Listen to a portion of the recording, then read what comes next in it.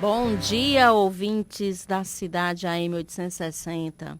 Estamos aqui, dia 8 de outubro, às 8 horas e 3 minutos, mais precisamente. E vamos aqui mais uma vez receber um convidado muito especial, aqui um cearense arretado. A gente fala que no Ceará tem muita gente arretada, né, Daniel? Muita.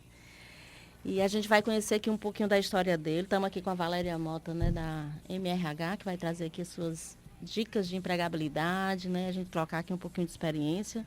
Daqui a pouco o Valesca está chegando aí também, com marca e imagem. E aí hoje a gente está transmitindo ao vivo aqui direto do meu Instagram, está transmitindo também através do YouTube, o canal aqui do Executivo no Ar. É um prazer estar aqui com vocês. Eu queria aqui chamar aqui o Daniel para ele se apresentar. Quem é você, Daniel? De onde você vem aí? Para onde você vai? De onde você vem, de onde você vai, né? Primeiramente, queria agradecer ao Executive Club, ao Grupo Cidade, para nos receber aqui mais uma vez. É um prazer estar aqui falando sobre vários assuntos, empreendedorismo, tecnologia e inovação. Sou Daniel Simões, sou diretor comercial da construtora J. Simões, uma empresa aí com quase 40 anos de fundação. A gente está hoje com 38 anos, migrando para os 40. É uma empresa que hoje soma mais de 1 milhão de metros quadrados construídos. A gente tem mais de 130 obras entregues. E aí estamos fazendo um trabalho bastante interessante nesse mercado imobiliário, focado muito em inovação, muito em tecnologia, tentando entender as pessoas, que eu digo uma coisa que eu falo muito, é isso. A gente precisa entender as pessoas hoje para saber o que elas vão necessitar amanhã. Então é uma empresa que tem uma capacidade muito grande de tentar ter olhos para o futuro. Isso é o que a gente tem feito bastante nos últimos anos. Então a gente vai falar hoje, gente, um tema assim que é construção, né? Uhum. E aí não é só construção física, é construção de sonho, né? Quem não tem o sonho, ou quem nunca teve o sonho, de ter uma casa própria, de ter um carro novo, Eu lembro que quando eu começava a sonhar, eu casei jovem, casei com 16 anos, sabe, Daniel? E eu não tinha casa ainda. Meu avô foi que cedeu um local para mim e meu marido, Com 3 meses a gente comprou a primeira casa, mas eu queria uma casa de vidro, olha coisa de menino, De vidro? De vidro, a casa toda de vidro, que tivesse assim, que eu pudesse abrir e ela ficasse bem iluminada. E meu marido dizia assim, filho, parece coisa de criança. Eu disse, mas eu costumava sempre falar com a minha criança, E um belo dia estava eu, 1h da manhã, dentro da piscina, Fiz um barzinho molhado, olhando para frente da casa, a casa toda de vidro. Olha que bacana, E eu acho que não tem coisa melhor do que quando você conquista algo que você sonhou. É como se tivesse saído daqui e você materializa, E eu costumo falar que sonho é quando a gente destrincha ele, E você pode sonhar grande, desde que você comece pequeno, mas já começa pequeno dentro desse sonho grande, A gente comprou o terreno e eu fui projetando a casa, a gente foi fazendo devagarinho. Um belo dia estava eu lá, olhando aí para a casa de vidro. Mas me diz uma coisa, qual é a sensação aí de estar aí realizando aí alguns sonhos aí de alguns cearenses, Tu falou uma coisa agora, eu lembrei um fato interessante. Fazia tempo que eu não lembrava, eu não tinha essa lembrança. Eu lembro que eu tinha aproximadamente uns 17, 18 anos. E eu fazendo faculdade, eu lembro que um amigo meu que era de fora, era de São Paulo, a família tinha se mudado para cá. E a gente ficou muito amigo. E uma vez a J. Simões tinha feito uma entrega de um prédio lá no Montese. E eu lembro que eu sempre, desde criança, eu tenho essa memória de acompanhar meus pais nas entregas dos prédios, nos lançamentos. Então, eu lembro de muita coisa. Por exemplo, estava até conversando um dia desse com o Paulo Angelim sobre isso. Eu lembro do evento de lançamento do Chartres, ali na Marcos Macedo, um prédio que a gente entregou em 1999. Acho que falhou aqui. Alô? Oi. Voltou. Eu lembro especificamente desse prédio, que era o Salvatore, que a gente entregou, e esse meu amigo falou assim, puxa vida, que legal, porque quando você tem uma empresa, um banco, você dificilmente vê as coisas concretizadas, Eu posso até lhe emprestar o dinheiro para você comprar a sua casa, só que ela só vai estar concretizada fisicamente através da casa, através da própria casa, E o mercado de construção civil, ele tem muito disso, Hoje mesmo, engraçado, você falar de novo, eu vindo para cá, eu passei em frente ao Euroville, que é um prédio também que a gente entregou lá nos anos 90. E agora que você falou isso, é muito legal porque o tempo vai passando, poxa, são 130 obras, então, indubitavelmente, uma hora ou outra eu vou passar na frente de uma obra nossa, né? E por mais que tenha sido, que esse apartamento já tenha se passado de comprador... Para algumas outras mãos. Para algumas outras mãos, se você passar lá na portaria, tem sempre uma placazinha lá da J. Simões, ou seja, eu diria que é um dos poucos mercados, que eu não vou dizer que as coisas são eternas, porque nada é eterno. Mas é muito interessante porque você vai criando um legado, né? Vai criando uma história, e essa história ela é concreta. Essa história ela não é abstrata. Então, o tempo vai passando e essas obras vão literalmente ficando. E vai ter sempre uma lembrança do que você executou há 10, 15, 20 anos atrás. E, Leia, só um minuto. A gente estava numa reunião há um tempo atrás com o senhor José, né, o pai do Daniel. E ele fala da importância da celebração. Então, a celebração não é só para quem compra. O colaborador, para cada etapa da obra, ele celebra a culminância de cada etapa. E eles fazem isso um momento, entendeu? Terminou a primeira laje, terminou. Então, eles fazem uma festa, todos participam. Então, a celebração é uma coisa muito forte lá na J. Simões. Não só para quem compra, mas para quem faz também, para o colaborador. Eu diria, Daniel, assim, só complementando, né, que você trouxe, eu acho que a gente eterniza sim, sabe? A gente eterniza através do legado que a gente deixa, através do, né, e principalmente quando a gente fala de coisas concretas, né? Assim, e a gente vai passando para o filho para o neto, para o bisneto, então a gente vai ficar não só aquele porta-retrato, vamos colocar assim, que fica às vezes na estante, que com o tempo talvez o nosso tataraneto não vai ter essa imagem, mas talvez nos valores, nos costumes. Então, assim, eu acho que a gente se eterniza através através dos nossos ascendentes, né? E a gente é eterno ou eterniza os nossos descendentes. Né? Eu tenho certeza que a gente herda alguma coisa aí, né? Dos primórdios aí a gente vai transmitindo isso através do que a gente faz. E trabalhar no negócio, né? Que leva alegria, que você, né? Eu acho que não tem preço, né? Assim, pelo menos eu fico imaginando, assim, pelo menos para mim a sensação que eu tive naquele dia com meus filhos, brincando e olhando uma realização concreta de um sonho, né? Eu acho que isso não tem preço, eu acho que nem eles esquecem, né? Mas me diz aí, além dessa sensação, porque a gente fala muito de gente, a gente fala muito de pessoas, a gente traz isso para o centro do negócio ou nas discussões, mas verdadeiramente, qual é o significado para você, né? Dentro da J. Simões, dentro de uma obra civil? São quantos funcionários hoje? Acho que aproximadamente uns 200 hoje. 200 funcionários, mais de 30 anos? Quase 40? Quase 40, 38. Quantos empreendimentos já é construído nesse mundo? 130. Tem nem noção de quantas famílias você já impactou. Engraçado, a gente tá falando, a gente estava falando isso agora, antes de começar. Os bastidores. Eu acredito que meu filho me perguntou isso ontem. Foi? Foi. Tu tá me adivinhando hoje, viu? Tô, né? Tá. Olha aí. Gente, É gente. Meu filho perguntou isso ontem pra mim. Aí eu falei, não, 130 obras. Aí ele, mas quantos apartamentos? Eu disse, vixe, Henrique, agora você me pegou. Eu não tenho a menor conta. Aí eu fiz uma conta rápida. Ele ficou assim, sem entender. Como ele não tem muita noção assim de quantidade, eu falei 130. Aí ele perguntou pra mim, isso é muito ou pouco? Eu digo, conta, de 1 até 130. Pra ver se é muito ou pouco, né? Mas é 130 primeiros, porque quantos né, não passaram desses 130? Exatamente. Entre compra e venda, né? Exatamente. Eu acho que a gente perde um pouquinho a noção, né? Perde. O tempo passando a gente vai perdendo noção, literalmente. Literalmente. Né? E eu costumo falar que às vezes a gente se resume na empresa em 200 colaboradores, num prédio, né? Situado numa rua tal, mas o impacto disso no universo ele é muito maior. Né? Eu costumo falar que a gente tem que falar do ecossistema, né?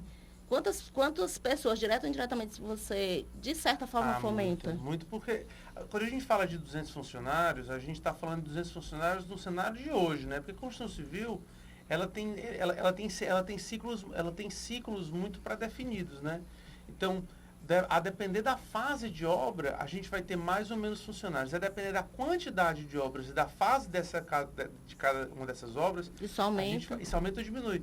Então, o grande lance da nossa gestão de pessoas, né, do capital humano, é a gente ter sempre uma obra que esteja finalizando uma parte do serviço e outra iniciando, para que a gente não precise fazer uma demissão ou nos 47 segundos tempo atrás de uma contratação.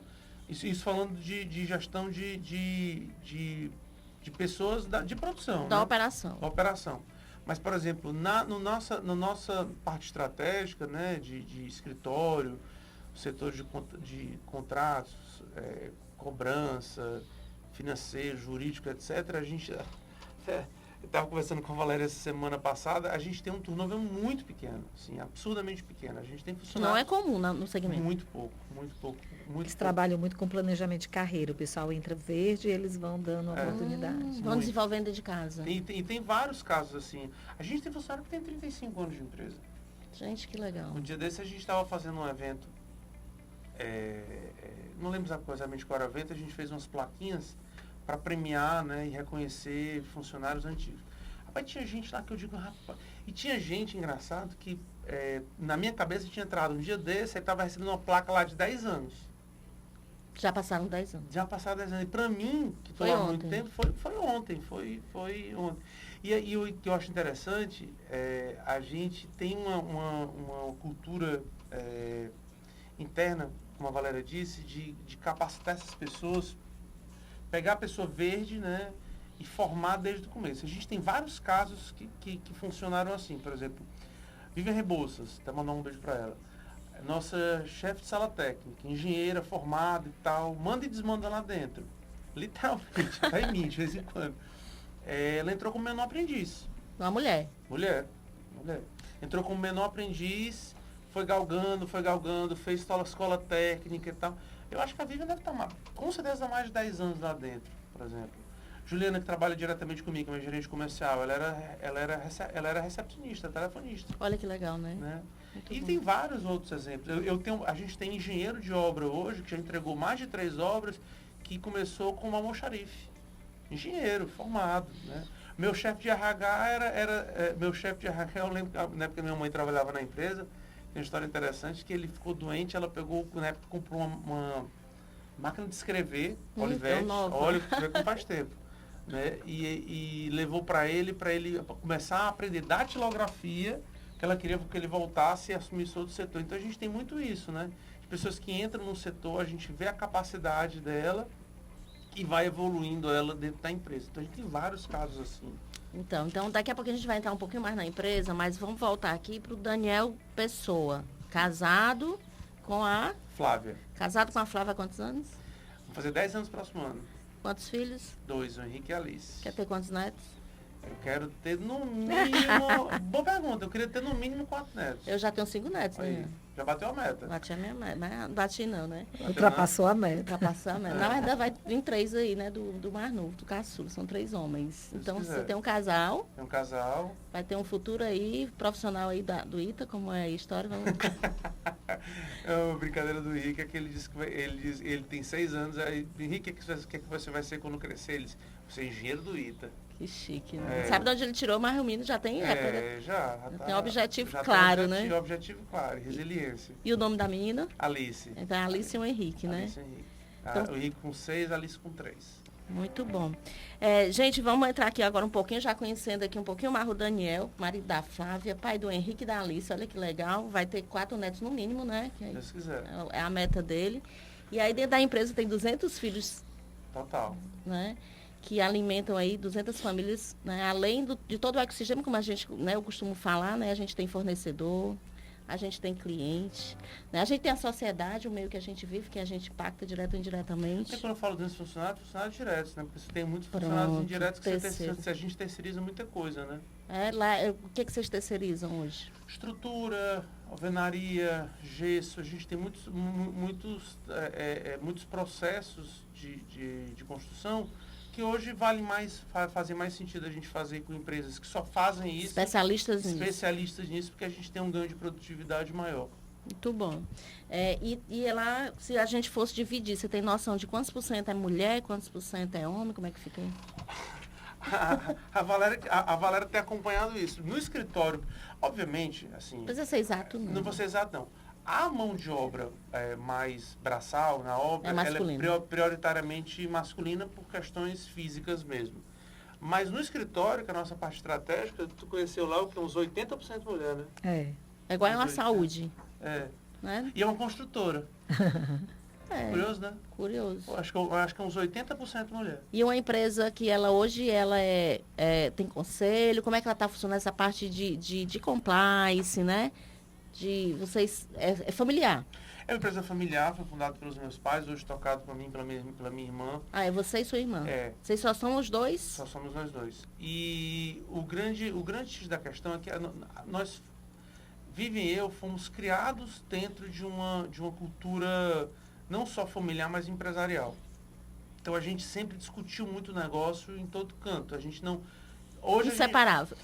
Hoje eu diria que a gente está muito educado em relação a quando falar e quando não falar, né? Até porque como hoje nós dois temos filhos, a gente sabe quando está começando a ficar chato, né? De você levar um assunto para um sábado à noite ou para um domingo de manhã. Só que eu percebo muito que a nossa relação hoje com o trabalho, principalmente com os filhos e com a família, né? É uma família empresária, mas, tipo, a gente trabalha, você falou de conselho, etc e tal. Eu diria que a J. Simões hoje é um parlamentarismo. A gente não é um presidencialista. Quem é o regime da empresa? É um regime diferente. É um regime quase que parlamentar. Por quê? Cada um dos diretores, né? Eu, Vivian, o papai e o Dr. Roberto, nosso diretor técnico, cada um deles toma conta de um setor muito específico.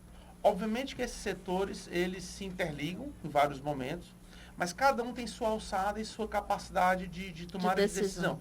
Cada um toma pelo seu setor decisões independentes. Então, é como se cada um fosse CEO do seu próprio negócio, do seu próprio setor. Mas as grandes decisões, elas são literalmente colegiadas. Né? Então, a gente vota. A aquisição de um terreno, a gente vota uma decisão estratégica, a gente vota, engraçado, a gente vota até uma contratação de um RH, de uma assessoria, no caso se você foi votada. Ainda bem, viu? Foi eleita, viu? Foi eleita, né? E aí a gente faz muito isso. Então a gente não vê muito a necessidade dessa parte de criação de comitês, porque nós somos um eterno comitê. E isso é uma coisa interessante, porque ficou desde muito cedo estabelecido dentro da cultura organizacional, e todo mundo sabe que é até engraçado, porque às vezes um funcionário ou outro, ele tenta, às vezes até nem com maldade, mas tenta às vezes conseguir uma coisa por outro. Eu geralmente pego, não sei. O meu pai me ensinou uma coisa. Pai, se você está com dúvida, diga que não sabe o que vai pensar. Melhor do que tomar uma decisão de ímpeto, né? E que às vezes pode ser uma má decisão. E como a gente trabalha com muita gente, nossas decisões, nossas decisões, os impactos são sempre muito de longo prazo, né? É diferente, por exemplo, o varejo, por exemplo, que o impacto, uma decisão errada ou certa, ela vai ter um impacto em 48 horas, 72 horas. Pega um produto que está em promoção, gira rápido. Tomar uma decisão errada na Construção Civil, o meu impacto vai ser em 4 anos. Então, e caro, né? E caro. E às vezes muito caro. Porque às vezes um impacto pequeno, vezes um N muito alto, ou seja, uma vez uma repetição muito alta, ele pode ter um impacto muito, muito prejudicial para a empresa. Então, em resumo, quando eu falo que a gente é um sistema parlamentarista, é porque 90% das decisões a gente faz em colegiado. Muito bom. Tipo comitê, né? Então, o comitê executivo, e aí o que for estratégico leva para o comitê e aí cada um toca dentro daquela estratégia que foi definida pelo comitê. Gente, muito bem, vamos aqui para um rápido intervalo, vamos voltar aqui com a Valéria Mota falar sobre empregabilidade. Valesca já está aqui no estúdio, bem-vinda, Valesca, bom dia. E daqui a pouquinho ela vai falar sobre marca e imagem.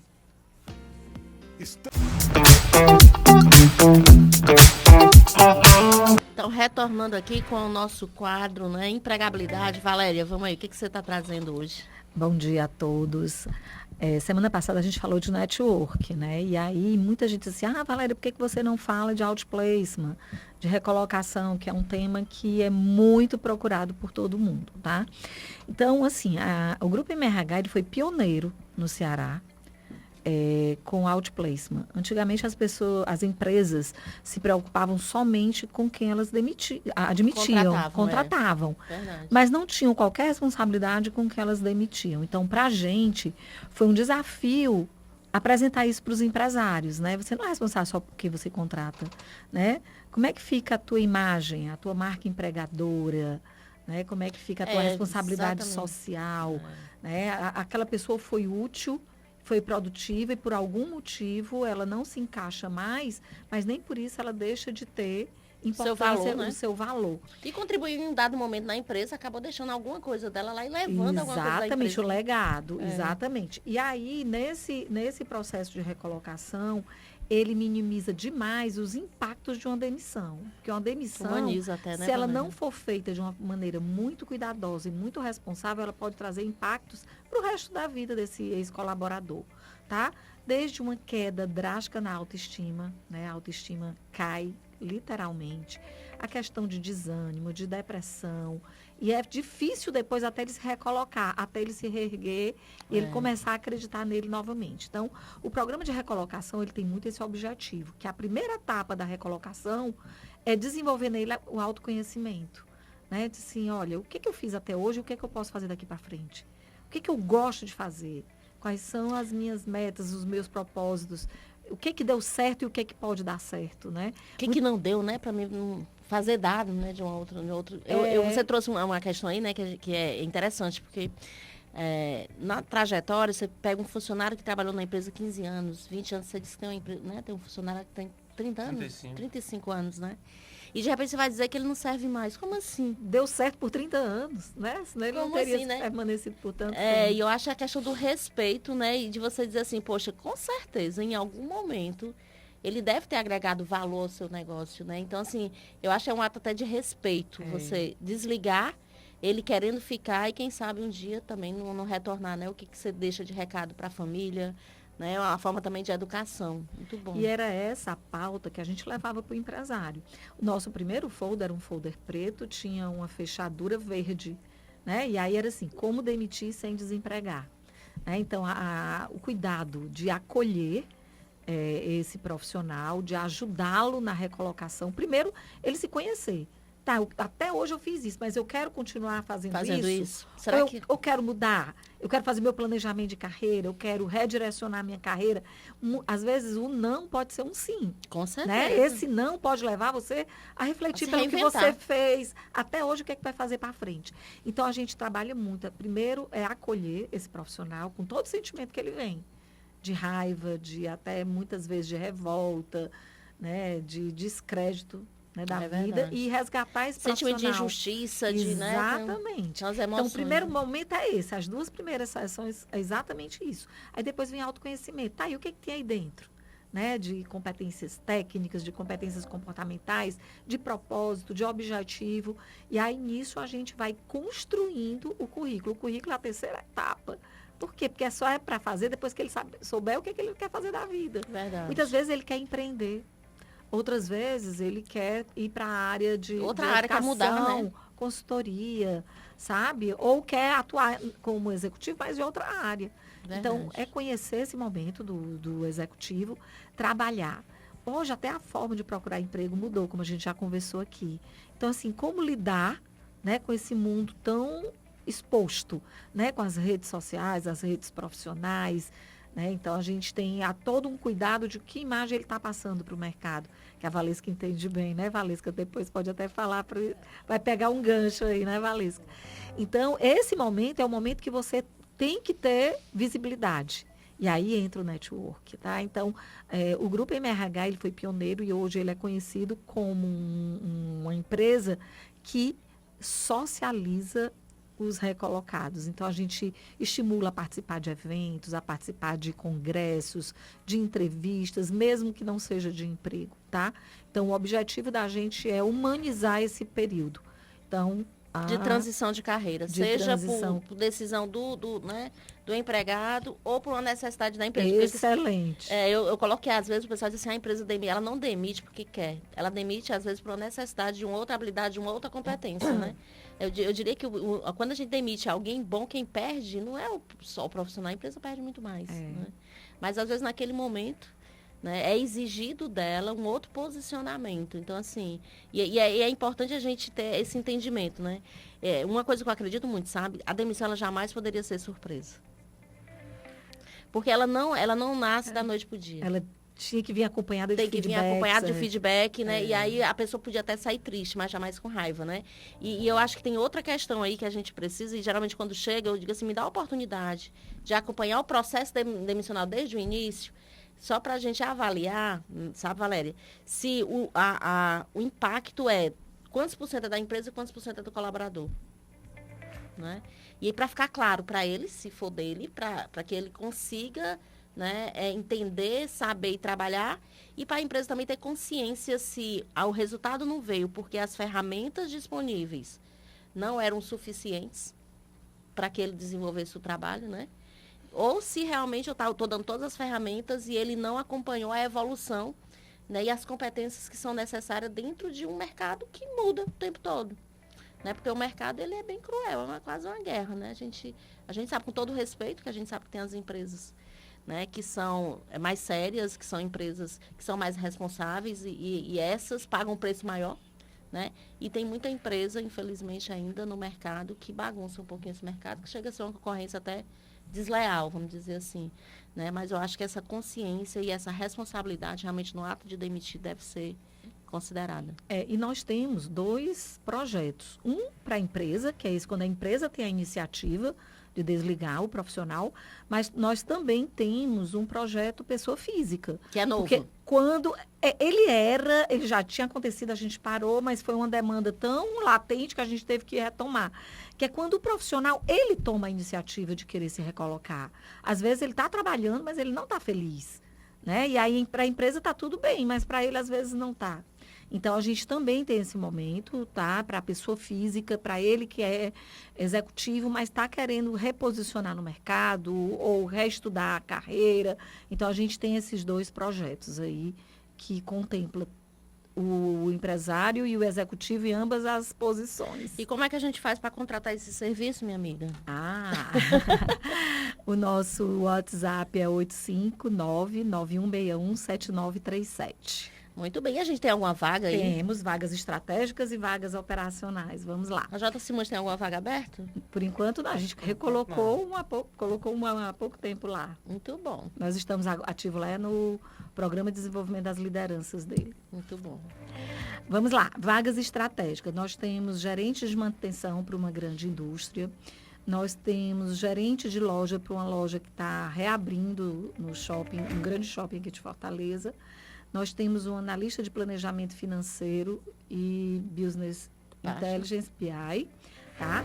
Vagas operacionais, auxiliar fiscal, assistente de recrutamento e seleção, cronoanalista e consultor comercial para venda de serviços. Se você tem esse perfil, mande para o nosso WhatsApp 859-9215-7483, repetindo, 859-9215-7483. Muito bom, Valéria. Muito obrigada, viu, minha amiga? Boa terça-feira, boa semana e fique aqui com a gente, né? Que a gente tem aqui mais novidade aqui do Daniel. Aqui.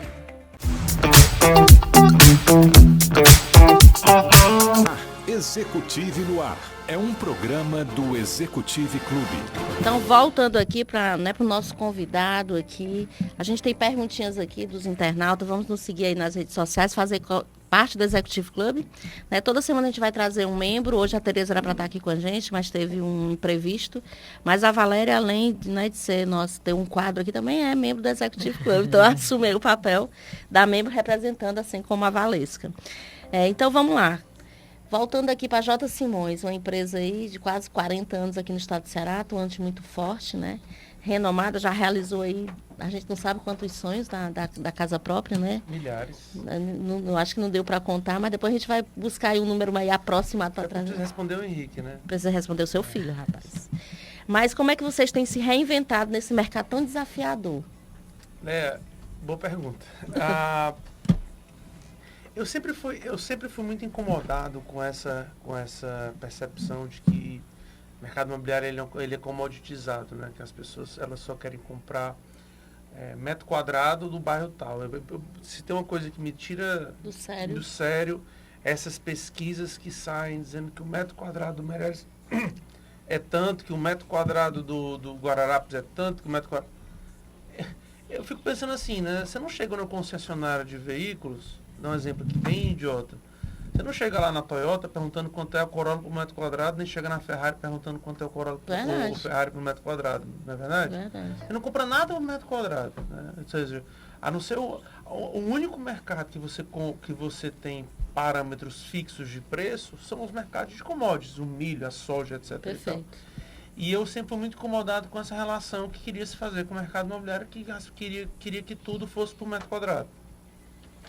E aí o mercado ele passou por um momento de depressão muito grande, depressão econômica ali nos meados de 2013 até mais ou menos 2018. A gente teve anos muito ruins, que a gente teve muito estoque nesse mercado, muitas promoções, gente vendendo abaixo do custo, etc. e tal, taxa de juros alta, instabilidade, muito causado por instabilidade política e tal, impeachment, enfim. Posso nem lembrar. É mesmo. Mas, e aí em 2018 o mercado estava, o estoque começou a diminuir, as coisas começaram a acontecer.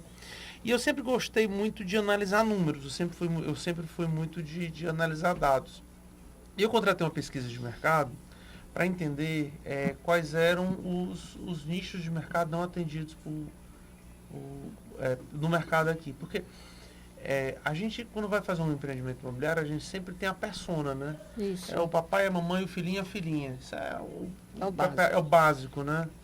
Só que a gente começou a perceber que o mundo tinha mudado, né? As tecnologias, elas tinham evoluído bastante e tinham mudado. Na hora que eu consigo... As pessoas mudaram. As pessoas mudaram. Na hora que eu consigo pedir um transporte pelo celular, na hora que eu consigo pedir uma alimentação pelo celular... Muitas vezes eu estou transferindo aquela necessidade do transporte para um meio de economia compartilhada e do fogão, da cozinha de casa, para uma coisa terceirizada. Então, quando a tecnologia ela realmente começou a mudar a forma como a gente vivia, vários aspectos do nosso meio de vida começaram a mudar. Hoje, eu falar de coworking, por exemplo... Hoje eu falar de delivery space, né, de portarias para delivery, hoje a gente falar de mini market dentro dos condomínios, é uma coisa relativamente até, eu não digo mais nem nova, mas a gente começou a falar disso em 2018. Bem recente. Bem recente, né? Bem recente, vírgula, né? Vírgula, Em outros tempos seria recente. Na velocidade que o mercado hoje gira, isso aí já virou pré-histórico. E eu lembro que, baseado nessas pesquisas, a gente começou a perceber que a família brasileira ela tinha mudado. Vou te dar aqui uns números interessantes. Em 1990, a média da família brasileira era de 4,7 pessoas, ou seja, 5 pessoas. Traduzindo para a época, para pai, mamãe, filhinho, filhinha e filhinho. 3 filhos. Isso foi diminuindo com o tempo. Em 2020 a gente chegou, aí foi para 3,2 e tal. Em 2020 a gente chegou a 2,8 pessoas. Ou seja, as famílias passaram a ter menos filhos, menos do que um filho. Ou seja, na média as famílias tinham menos do que um filho. Se a gente for analisar Fortaleza, a gente viu outro dado interessante. Que a grande maioria dos apartamentos, né, das residências, como chama o censo do IBGE, daqui da Grande Aldeota, leia-se Aldeota, Meireles, Tocó, Guararapes e tal, essa região de mais alta renda, a gente tinha muitos apartamentos grandes ocupados por 2 pessoas. Foi o que a gente percebeu. A família mudou. O imóvel que ainda não mudou. Não estava adequado. O imóvel não está adequado àquela demanda. As pessoas, até porque não se troca de imóvel como se troca de carro. Né? Verdade. Como o imóvel ele não tem a obsolescência programada como o carro, como o celular, você não sai trocando de imóvel todo ano como você... Troca móveis, Imagina se você trocasse de apartamento como a gente troca de smartphone. Eu adoraria, né? Mas não é assim, né? Não. E aí o que acontece? As pessoas, a gente começou a ver essas pesquisas e a ler números e olhar para a sociedade, porque eu acho que nada melhor do que você conversar com as pessoas, conversar com os meios de vida, entender, né? Entender. As necessidades. Eu comecei a fazer pesquisa até com os meus próprios amigos, né? Você tem quantos filhos? Você tem quantos filhos? E a gente começou a perceber que a grande maioria das famílias, meus funcionários, por exemplo, tinham um filho. Ou seja, e tem casal que não quer ter filho, né? Ontem eu vários, entrevistei uma pet. Uma advogada, 40 anos, não quer ter filho. Né? Meu cliente, muito provavelmente. Porque aí foi exatamente onde a gente fez essa mudança, né? A gente começou nós saímos do mercado tradicional, vamos dizer assim, comum, né? Comum. Para se diferenciar. E focamos nesse mercado mais disruptivo. E aí foi onde nasceu a marca J Smart, né? Que é uma série de apartamentos adaptados, uma série de apartamentos compactos, 1 e 2 quartos compactos. A gente tem unidades aí que vão de 37 até 65 metros quadrados, 1 e 2 quartos. Grande. Já é grande. A gente vai próximo ano com um empreendimento que vai ter três tipologias, né? 1 quarto, 2 quartos e 3 quartos, já com 78. E aí a gente começou a evoluir muito para esse tipo de público, né? Gente que não é que não precise, ele não quer, ele não tem a necessidade de espaço. Não tem essa necessidade. Não tem essa necessidade de espaço. A necessidade mais é do lazer, né? Então, assim, o apartamento, a casa é para dormir, Exatamente. Né? Então, a gente inverteu. As áreas de lazer começaram a ficarem desproporcionais ao tamanho do apartamento. Você tinha muita área comum e a gente usou o conceito de eficiência de espaço. Então, por exemplo, em vez de você ter um escritório dentro de casa, você pode ter que você vai usar uma vez perdida, por que não ter um coworking? Compartilhado. Perfeito. Em vez de você ter, por exemplo, o espaço da lavanderia dentro de casa, por que não usar? A gente fez, por exemplo, uma parceria com a Omo e fizemos lavanderias compartilhadas dentro dos prédios para tirar a necessidade dessa lavanderia. Então a gente começou a levar soluções, né? Levar soluções, né? A gente começou a perceber, eu lembro que quando eu falava de apartamento inteligente, né, J Smart, eu disse assim, olha, no futuro, a tua geladeira vai perceber que faltou ovo e vai fazer um pedido automaticamente. E vai chegar na porta da tua casa. Isso em 2018. Aí uma vez a pessoa perguntou a mim, mas quem que vai entregar lá? Eu digo, calma que vai acontecer. Quando eu fechei a boca, veio o iFood e veio o Rappi. Eu lembro que uma vez um corretor amigo meu, um cara bem mais experiente, e me perguntou uma vez, a gente estava lançando o J Smart José Vilar, e eu explicando para ele, isso em 2019, eu acho, o conceito de coworking, de trabalho compartilhado. Aí ele me perguntou assim, mas Daniel, quem é que vai trabalhar num coworking desse? É o cara que faz programa, é o cara que desenvolve software? Eu digo, cara, talvez um dia qualquer uma dessas pessoas, porque, na verdade, com o advento da internet e da tecnologia em nuvem, esse celular que está na minha mão, ele tem mais tecnologia do que o avião, do que o foguete que levou um homem à Lua. É verdade. Então hoje a gente estava falando até no intervalo ali, né? A história do jovem que vai entrar no mercado de trabalho. Ansiedade, e se quiser ir lá no Maracanã, né? Não, para trabalhar, né? Para trabalhar. Se não for de home office, não quer. Ou seja, a gente está passando por uma mudança tão grande na nossa sociedade, de meio de vida, de trabalhos remotos, etc. e tal, que o mercado imobiliário ele demorou muito tempo para se adaptar a isso. Não, eu não digo nem parado. O problema é que o mercado imobiliário, às vezes por ser tocado por executivos, mas, de novo, o mercado imobiliário não dá para errar. Né? E a gente teve uma capacidade de ousadia então, muito grande. Então, arriscar é perigoso. Arriscar é perigoso em qualquer mercado. Mas no imobiliário é mais. Mas vou te ser sincero, tava tão claro nos meus olhos essa mudança comportamental, essa Você tinha uma certeza tão grande. Eu tinha uma certeza tão grande que eu não disse tinha assim, porquê. Rapaz, olha, eu posso até errar. Meu pai que fala isso. Você pode até errar, mas erre tentando acertar. Tava tão claro para mim essa mudança comportamental que te impulsionou e deu coragem. Impulsionou a fazer. Nessa brincadeira, abre aspas, a gente lançou 12 empreendimentos. Caraca, foi muito audacioso. De 2018 para cá.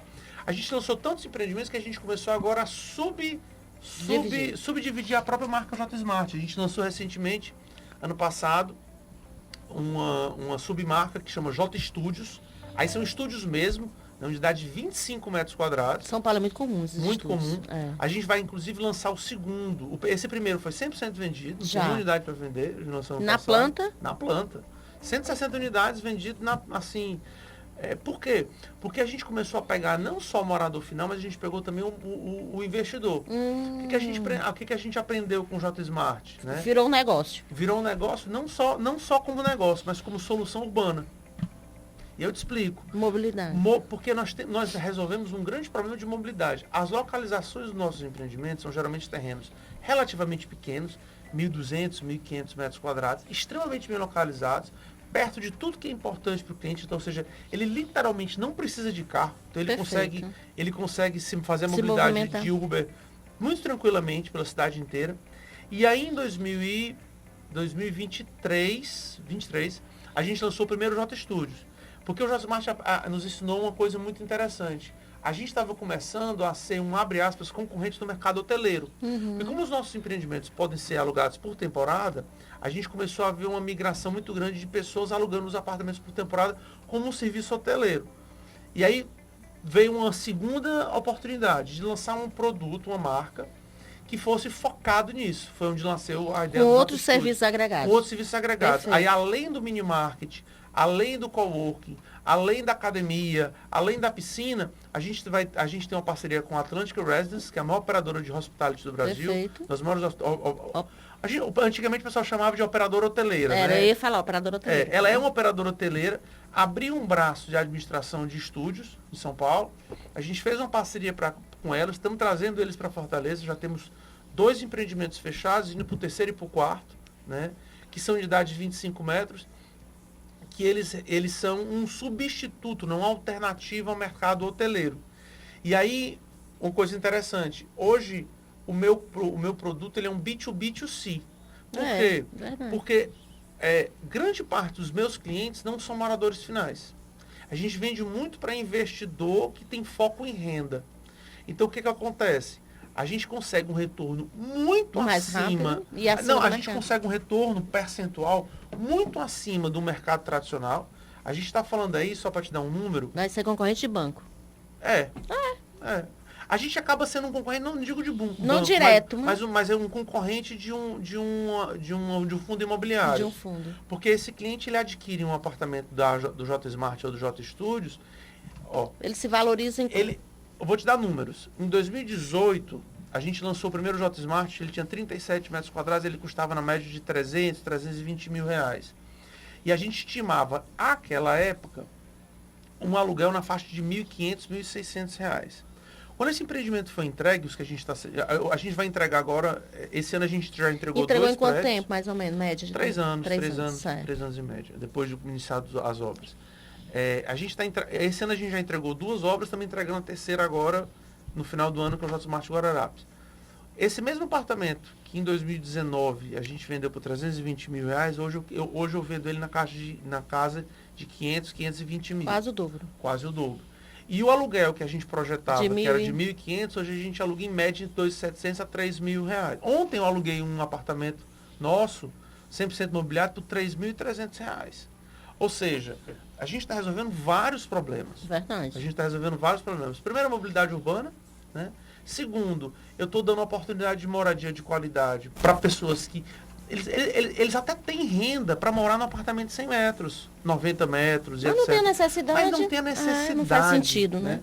E uma coisa interessante que a gente aprendeu com a pandemia, de novo, isso aqui eu digo que para mim, J Smart J Studios foi uma faculdade, foi um PhD, porque a gente aprende muito todo dia, né?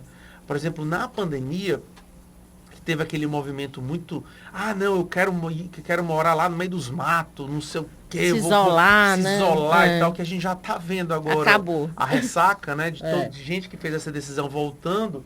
A gente percebeu um fator muito interessante, que foi que a grande maioria dos meus inquilinos no J Smart, apartamento de 50 metros, 37, eram idosos. E a gente já começou a perceber outro mercado, um mercado voltado para o público idoso, né? Que vai crescer. A gente só tem 3 certezas na vida, né? Que a gente vai pagar imposto, que vamos ficar velho e que vamos morrer, né? Então, isso. E que se não está nascendo muita criança, você trouxe já, né, aqui o dado, eu vou depois vou te passar uma pesquisa muito bacana sobre família, já que você gosta, né? Então, o futuro, bem próximo, não é muito próximo, distante, né? A gente vai ter aí um povo, uma população realmente envelhecida. E aí, o que tem? Tem uma solução para isso também. Manda aí. Agora, eu tô quase fazendo merchan.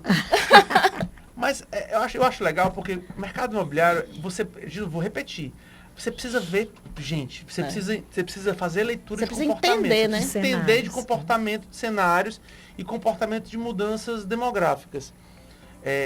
Como que a gente aprendeu com o J Smart? Da mesma forma que a gente fez um flip para baixo com o J Studios de apartamentos menores, a gente fez um flip para cima que é o Atmos Aldeota. É um empreendimento, Léo, interessante porque é o seguinte, a gente fez uma pesquisa, nós fizemos 3 pesquisas de mercado para apartamentos para idosos. Faz muitos anos, desde 2012, que eu quero lançar um prédio para idoso. Fizemos pesquisa, inclusive, para o J Smart Visconde Mafra, que fica até pertinho aqui do grupo. Né? E aí, a pesquisa não foi muito boa porque o brasileiro não se enxerga como idoso. Não. E aí a gente foi conversar com várias pessoas e me disseram uma coisa muito interessante, um especialista. Olha, a relação da sociedade com o idoso, ela tem muito a ver com a forma das culturas, né? A cultura anglo-saxã, alemães, ingleses, americanos, elas têm a cultura de o adolescente fez 18 anos para fazer faculdade fora. É isso. E da mesma forma que ele pega o idoso e coloca no senior living, no casa de repouso. Eu até brinco que a gente vê no cinema, né, até nos desenhos animados, que quando a pessoa fica mais idosa, vai morar numa casa num abrigo, na casa, abrigo não, numa casa de repouso, que hoje se chama senior living, Sim, né? Miami é só o que tem. E aqui tem umas já muito já boa, tem né? algumas, mas não faz parte da nossa cultura latina. Não faz. Se você pegar, por exemplo, os brasileiros, portugueses, é normal. Espanhóis, italianos, por exemplo, vou dar um exemplo do italiano, para não falar de brasileiro. A nona italiana, o pessoal traz para dentro de casa. É verdade. Né? Então, enquanto o anglo-saxão coloca o idoso para fora, a cultura latina traz para dentro. E aí a gente vê um outro efeito. Ou seja, como é que seria um apartamento para idoso adaptado à nossa cultura? Não é fazer um apartamento só para idoso. É fazer um empreendimento que seja inclusivo. Onde eu consiga ter o jovem, o deficiente, que a gente esquece. Mas tem a norma já diz, a gente tem apartamento inclusive adaptado, com banheiro adaptado para deficiente. Eu acho que o nosso país ele tem que aprender muito, né? Muito. Com a inclusão. A começar pelas vias públicas. Porque isso, o mesmo governo que me exige colocar a rampa da piscina, ele não faz o básico, a calçada que o cara entre no prédio. É isso. Loucura, né? Mas não vou entrar na questão nem do visual e nem o físico, mas também. Ou seja, como é que a gente vê trabalhar o idoso? Não excluindo o idoso, colocando ele para morar junto com o idoso, mas trazendo com a inclusão para fazer um empreendimento que ele seja adaptado. O idoso e o menino, né? Idoso e menino. Então a gente fez o Atmos baseado no conceito de o primeiro empreendimento multigeração do Brasil. Que massa. Então a gente tem apartamentos lá de 64, 87, 112 e 120. Ou seja, eu tenho apartamentos de 2 suítes, 3 quartos, 3 suítes e 4 suítes dentro do mesmo prédio. Qual é o meu objetivo, nosso objetivo com isso? Trazer a família expandida para morar junto. Então eu quero, por exemplo, trazer a família com filhos que more no mesmo prédio dos avós aposentados. Fantástico. Para que, enquanto de manhã cedo o neto tá indo para o colégio, ele tenha a oportunidade de encontrar com o avô, com a avó que está descendo para a academia. Ou seja, trazer a família para um convívio coerente com a cultura. Com a nossa cultura. Então eu imagino que desenvolver um empreendimento que ele seja adaptado a todas as fases da sua vida, traz uma série de benefícios que o mercado tradicional não está pensando. Mas em resumo, eu acho que o que eu estou falando aqui não se aplica só ao mercado imobiliário. Não, porque as pessoas, geralmente que eu vou dar palestra, e o pessoal me pergunta, eu disse, olha, todo mercado tem a oportunidade de fazer disrupção. Todo mercado. O problema é que, às vezes, a gente passa mais tempo olhando o que o nosso concorrente está fazendo do que olhando para dentro. Do que olhando para dentro para ver o que o meu cliente está fazendo. E o que eu estou fazendo. É isso, porque o pessoal pega, eu vou pegar isso aqui, eu vou copiar lá de São Paulo, eu vou copiar. Cara, às vezes, tipo assim, investe em conversar com o teu cliente. Investe em entender o que é valor para ele. Investe em tentar entender o que ele percebe como ônus e bônus ao consumir teu produto. Que a grande probabilidade de você conseguir sair com uma ideia nova de mercado é porque o mercado hoje é muito concorrido. É verdade. Né? Construção civil, então, meu Deus nem do céu. Se fala. Eu acho que eu vou ter que trazer o Daniel de novo. Porque agora que a gente começou e o pessoal já está aqui dormindo, não sei o quê, tem a Valesca aqui, Daniel, já vai ficar o convite, vai passar a data, né? Que eu acho que a gente vai ter o segundo round, né?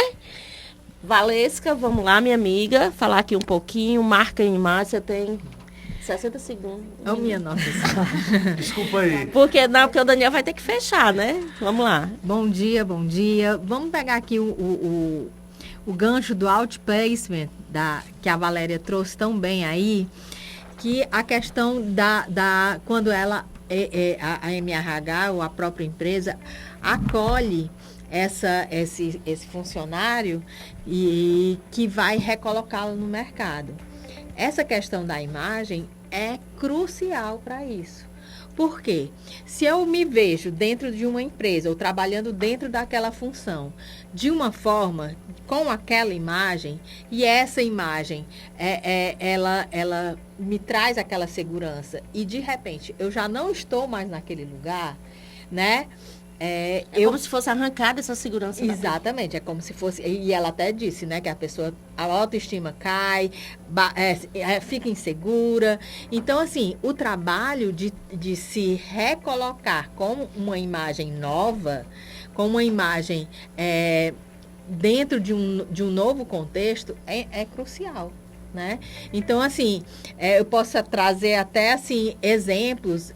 Um exemplo bem mais radical, mas eu trabalhei como voluntário um tempo para num projeto que recolocavam ex-presidiárias dentro do mercado.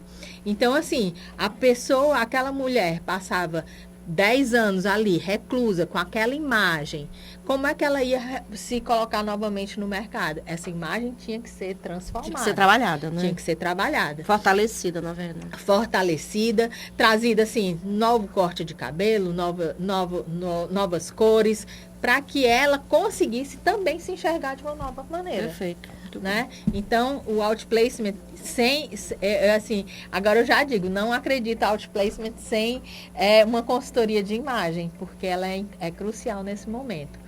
E falando em mudanças de comportamento, eu não sei se vocês já viram esse novo movimento de que casais estão se separando, já se aposentam e estão num movimento de se separar. Então, é isso que você traz, né, de fazer esses empreendimentos multigeracionais, multigeracionais, é importantíssimo. Parabéns aí pela sua visão. E realmente é uma grande tendência. Só te dar um dado baseado no que você falou agora. O número de separações no Brasil hoje é maior do que o número de casamentos. Com certeza. É verdade, eu tenho isso na pesquisa. Eu vou te mandar uma pesquisa fantástica que eu recebi agora em relação à família. Mas é isso, gente. Hoje a gente vai finalizar assim. O pessoal já está dizendo assim que terminou. O seu Jorge já está aqui. Né? O Lucas está em tempo de ter um menino ali, mas vai dar certo, viu, Lucas? Daniel, muito obrigada. Assim, né? Você tem uma energia muito boa, né? Parabéns aí pela empresa. Eu queria que você finalizasse com uma frase, que é o que você tem aí para os nossos ouvintes, né? Tem uma frase da minha esposa que eu acho legal, que é uma frase, inclusive, do Ayrton Senna, que é triunfar, alguém me ajuda aqui, triunfar sem batalha, vencer sem glória.